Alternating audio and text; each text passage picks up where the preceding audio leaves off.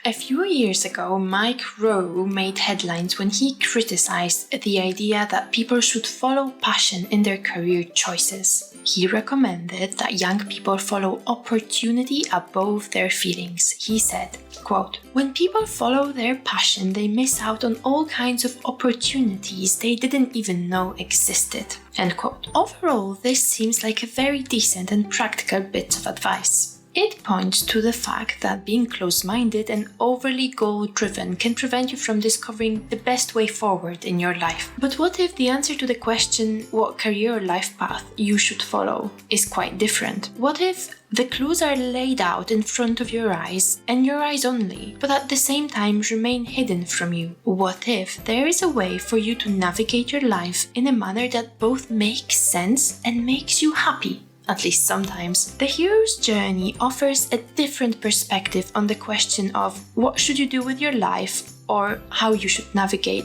the difficult choices ahead.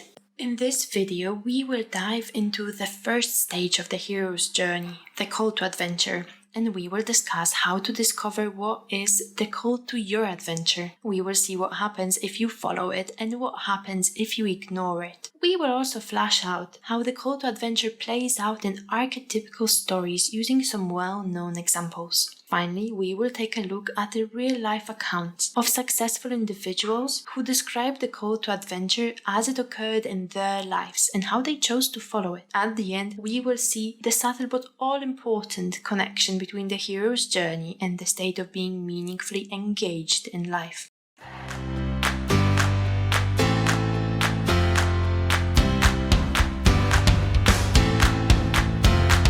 Welcome back to Backwards Compatible, where we explore interesting ideas together. If you enjoyed the video, please like, subscribe and hit the notifications button. These videos are a product of my genuine interest and I want to hear from people who are also drawn to similar topics. So let me know what you think in the comments section and definitely suggest other topics that you find interesting. I am going to assume that if you are watching this, you are somewhat familiar with the hero's journey, at least in the sense that you know what it is. In the circle of the monomyth, the call to adventure sits at the very beginning, and you can recognize the archetypical signs that a person is experiencing the call to adventure because it is often represented as the event that pulls the hero into a series of challenges. There are three aspects of this stage of the monomyth that should be noted. The call usually occurs in the ordinary world, meaning that the hero experiences the call to adventure while going about his daily life. As a result, the ordinary life of the hero at the time is uneventful, usual. Perhaps he has shown signs of his divine vocation before, but until that moment, the messages sent by fate have been vague, unclear, or the hero has simply ignored them. Secondly, the call to adventure is often brought about by a herald of sorts. Sometimes the herald is a reptile, which foreshadows the final challenge of the hero, that one of slaying the dragon within. But other times the call is communicated by a fatherly figure or in the vicinity of a symbol of life and death. Finally, some calls to adventure are rather obvious, and you can easily spot them because something positive or unusual is happening when the call is communicated to the hero. However, stories that have more depth and are aimed at more sophisticated audiences show the call to adventure as a traumatic event or a very serious problem. Whichever way the call to adventure is being represented,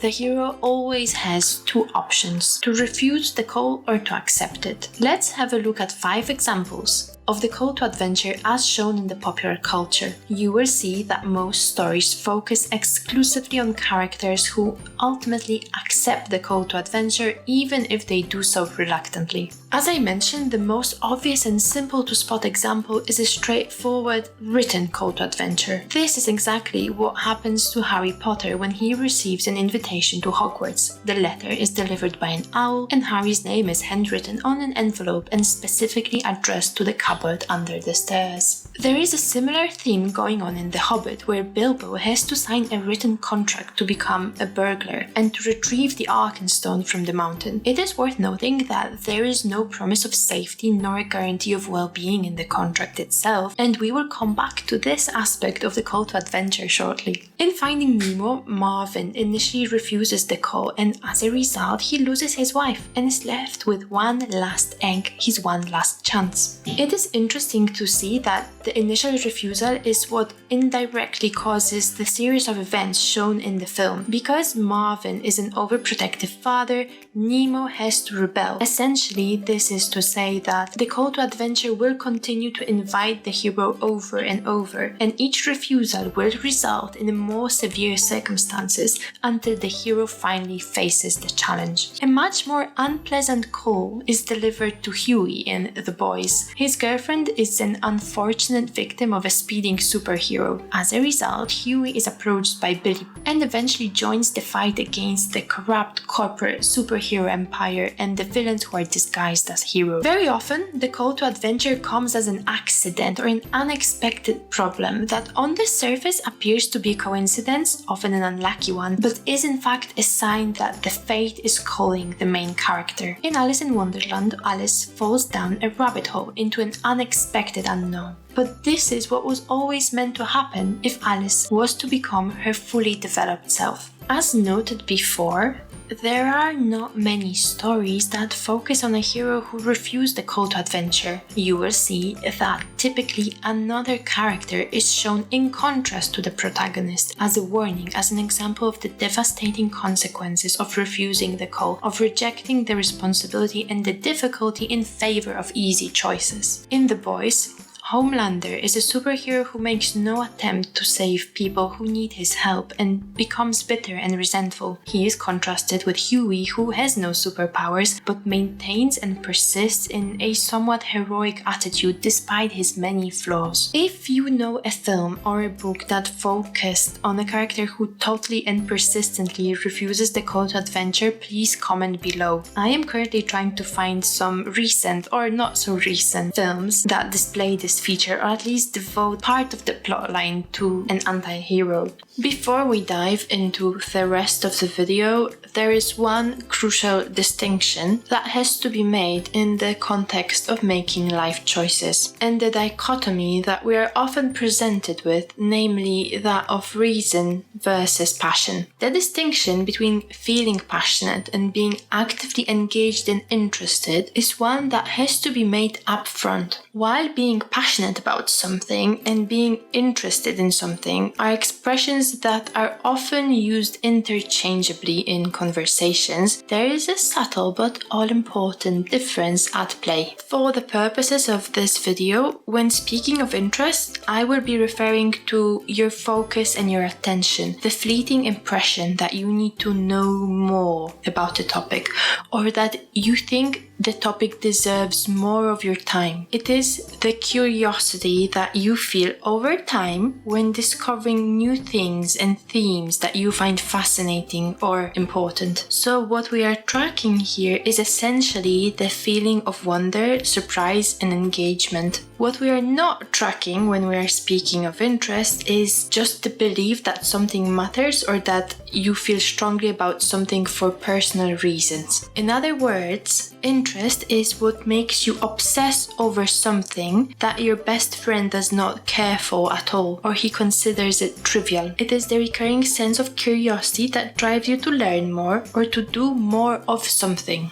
This can be contrasted with passion, which is an emotion about something you value and consider important. You're passionate about something when the outcome of that something is what you desire. It is your emotional connection to the result you're expecting from a career choice or a life choice. Passion is something that you can have towards a wanted outcome, an idealized path that you have not fully tried, but if you also happen not to be meaningfully interested in whatever you are passionate about, passion itself will be insufficient as a fuel source to sustain you in difficult times. Quite confusingly, you could be both passionate and interested at the same time, but these two do not necessarily go hand in hand. Here is a well-known clip of Jordan Peterson explaining the unusual way in which we are experiencing interests, while also noting that we are not sure how to control our interest and focus. It was something like, you don't choose your interests, they choose you. And that's really worth thinking about too, man, because It's really hard to get interested in something you're not interested in, even if you know there's a good reason for it. You're studying for an exam, you find the material boring. Anything will be more interesting than the studying, even though you know that that's what you need to do. You can't voluntarily grab yourself by the scruff of the neck, let's say, and shake yourself and say, sit down and concentrate. Your mind will just go everywhere. But then if you're interested in something, and even if it's something you shouldn't be interested in, because that happens all the time, then it's like you're a laser focused, man. You can pay attention forever. You can work until you're exhausted. You won't even notice it, and you remember everything. With that out of the way, let's put the question of choosing your life path in context of the archetypical pattern of storytelling that captures the essential transformation of any person if they are to reach their true potential, the hero's journey. Initially, why your call to adventure, your life purpose, and the feeling of being interested in something are at all connected may seem counterintuitive, yet by the end of the video you will see that these concepts are intricately linked. The hero's journey starts with the main character departing from the ordinary world. This means that he or she is invited to enter the unknown, the risky path where an adventure awaits. In any good story, the path is dangerous and will either make or break the hero. However, when you experience this moment in your own life, it does not appear to be this way at all. As I noted before, the call to adventure is often represented in films and books using the presence of a lizard, a snake, or a reptile of any sort. The purpose of this technique is to foreshadow the necessity of confronting the Dragon of Chaos in the hero's main challenge. The Dragon of Chaos will be discussed in another video. Here it suffices to say that the dragon is what resides within all of us. It archetypically represents the part of us that we have to overcome and master in order to achieve joy. You may be surprised to find that this symbol appears even in the most innocent films and productions aimed at children. Before we flash out some real-life examples of people who followed their calling, let me ask you this. Do you think in order to be happy you should follow your interest, or should you follow common sense and reason instead? Let me know in the comments. I find that the views on these topics are widely differing and for very good reasons. I will come back to this and what I think is the answer at the end of the video. The discussion of what it means to find your call to adventure in the context of the hero's journey cannot be fully understood without taking into account the views of Joseph Campbell, the author of The Hero with 1,000 Faces, who first described and captured the monomyth or the hero's journey and is considered by many to be the father of storytelling. Interestingly, he held some very strong views on the topic of interest and the call to adventure. In his personal life, Campbell chose to pursue what he referred to as his bliss, the study of mythology and storytelling, despite many obstacles that this path presented initially. His view was that each one of us has an obligation to engage with our interests, and that this is the only way to find the hidden door of opportunity that will only become available when we answer the call to adventure. Here's a clip where he talks about the importance of following your bliss. And there you're talking on about the things that students ought to be reading, and suddenly you hit on something that the student really responds to. You can see the eyes open, the complexion changes, life possibility has opened there. And all you can say to yourself is, I hope this child hangs on to that. And render some sense of this, a little intuition of where your joy is. Grab it. No one can tell you what it's going to be. I mean, you've got to learn to recognize your own depths. You may be wondering why you should care about a dead academic asserting his opinions 50 years ago. As you will see in a moment, many successful and happy people align themselves with the view he expressed, although they use different words to describe what I think is the same phenomenon. We will now take a quick look at two very well-known examples that you probably have come across if you watch YouTube often. I have no doubt you are very well aware of who Joe Rogan is. He is an extremely successful commentator, comic, and a podcaster, as well as an entrepreneur. Undoubtedly, his hard work and perseverance in his chosen path are deciding factors that led to his success. He also seems to have been quite lucky in many ways. However, what is equally important is that in describing his success and his life path, he often emphasizes that he did the only thing that he was interested in and was obsessing over. It is quite illuminating to hear what Joe Rogan himself describes as the reason for his success. Very uninterested in people telling me what to do. And I essentially couldn't wait to get out of school. But I would excel at things that I had interest in. And initially it was art. I wanted to be a comic book illustrator until I really got into martial arts. And martial arts became the focus of my life. Before we will take a look at the next example of an individual who followed his call to adventure, I think it's very important to emphasize that there is a recurring theme that you will see repeating over and over, and it's the following. The call to adventure involves taking on risks that later on become opportunities, and this produces meaningful engagement and interest in a life path, a topic, or profession. Naval Ravikant is a successful Indian-American entrepreneur and an investor who overcame multiple obstacles before getting to where he is now. He has been called a Silicon Valley legend, and yet he arrived in America at the age of 9 and was raised in a single-parent household. Although he emphasizes discipline and hard work, he cites the main reason for his success as something else. He asserts that he never works because what he pursues in his professional life and what he obsesses over again is exactly what he is interested in. It feels to him as if he never really works, and this is why he can outdo any of his competitors. He describes it as an intellectual curiosity, something that feels different for everybody but applies to all people. They're intellectually fascinating to me. I mean, yeah, maybe it might make some money along the way, but that's not my primary driver. Actually, given how early I got into blockchains, I didn't buy that many coins. I think I got into it because of intellectual curiosity. And so the nice thing about that is, one, that's its own reward. Even if I don't make any money, it's its own reward. Second, that means I got into it before it was hot, before everybody was getting into it. And your only chance of doing that is if you're intellectually curious. And intellectual curiosity is different for everybody. The only way to really succeed at an extreme level, if you care about that, and to enjoy yourself along the way, is to just go deep into something. And you're just into it for its own reward and merit. First, you're going to outwork everybody else at it because you'll be reading about it for fun when everybody else is just doing it for work.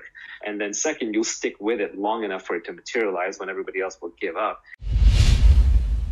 Arguably, the most important question to ask is, what can the real-life examples tell us about the nature of our interest and the nature of our decisions and the nature of how we should make our life choices? Once you become interested in something, you work and devote time to it. As a result, you develop expertise while experiencing the feeling of meaning and purpose. Therefore, interest often leads to a snowball effect. The more you do it, the better you are at it. Consequently, it makes sense that you should be using your interest as a driving force in making decisions about life commitments. And this is why the call to adventure in the hero's journey represents the signs of your divine vocation. That these are the signs of your true calling. The most difficult part of this lesson is that it can be excruciatingly difficult to follow your calling. And before you will reach your hero stage, the road of trials is just about to begin. There is a good reason why villains refuse the call to adventure, and it is simply that it is in our human nature to be afraid and to see risks ahead before we can see any opportunities. Can you think of any person you know in your real life, or a character from a film or a book, that has refused the call to adventure and ended up bitter and miserable? I bet you can. One example of a collection of regrets from people who could be viewed as having refused the call to adventure can be found in the work of Bronnie Ware. Bronnie Ware was a palliative carer who recounted the top regrets of the dying people that she took care of in the period preceding their death. The top regret she identified is described as follows, quote, "I wish I had lived the life true to who I am and not to desires of others," end quote. This is in line with the lessons from the hero's journey. Imagine that you die in a year, and all you did from now on until that moment is something that does not interest you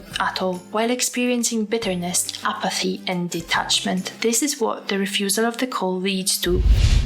In the hero's journey, the acceptance of the call to adventure is the first necessary step for the hero, while the many challenges that the hero will have to overcome tend to make for a great action film. Experiencing the road of trials in real life can be very unsettling. You probably already know this, but let me illustrate it with this theoretical question. If I said that you can be a happy, healthy millionaire in 5 years from now by following your desire to sketch and draw, or by writing a romance novel, this sounds quite promising. However, if I also include a disclaimer stating that before you get to be there, first you will have to be homeless, go through a period of depression and anxiety, and lose a best friend or a family member, any person would be wise to think twice before accepting the deal. The difficult message of the call to adventure is that there is no deal. You could still fail at any point or simply be unlucky multiple times and give up in the final part of your journey, so why should you accept the call at all? Maybe it would be simpler and better to follow the usual societal pathway where the risks and the responsibility of an individual path are mitigated by other people and the states, while financial and basic provisions are kind of granted. We all have to be engaged in economic productivity that allows us to make a living, and I am in no way advocating that you should quit your job and abandon what you have now to pursue some niche interest. In fact, the conclusion here appears to be that your interest is what makes otherwise difficult and debilitating problems acceptable and solvable, while being passionate about those problems on its own does not. Perhaps the answer here lies in the middle, and what is needed from each one of us is to find the middle way so that we can pursue our interests within the practical constraints of our daily life. If you love crafts but cannot make a living from selling your work, it is great that you choose to work full-time while continuing your hobby on the side. Ultimately, the lesson is that we must all make space in our lives so that we can at least partially follow